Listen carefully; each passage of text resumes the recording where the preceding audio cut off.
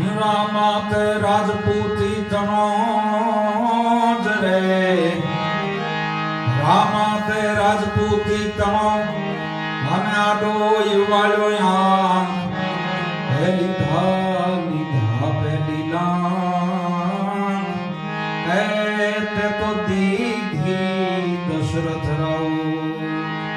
કવિએ દુહો લખ્યો છે, કવિએ દુહો લખ્યો છે કે હે રામચંદ્રજી, હે દશરથ નંદન, હે દશરથના કુમાર, જગતના રાજપૂતો છે ને તો ઈ એમની પાસે હોય ઈમાંથી કંઈક આપે છે. તમે તો લંકા લીધા પહેલા આપી દીધી. આ પ્રસંગ કયો? વિભીષણજી બરોબર રામચંદ્રજીને પગે લાગે અને રામચંદ્રજી એમને આવકારે એટલે આવકારમાં બોલ્યા કે પધારો લંકેશ.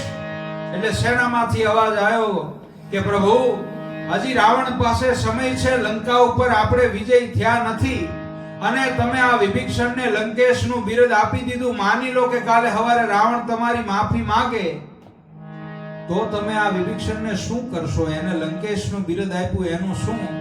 અને તેથી રામચંદ્રજી બોલ્યા છે કે તો સાંભળી લ્યો, આ વિભીષણને હું મારી અયોધ્યાની ગાદી સોંપી દઈશ. આવી દાતારી જેનામાં હોય પરમ તત્વ.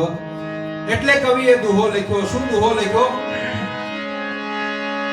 પણ કે રામા તે રાજપૂતી તનો જ રે, રામા તે રાજપૂતી તનો અને આડોય વાળ્યો આમ હે લીધા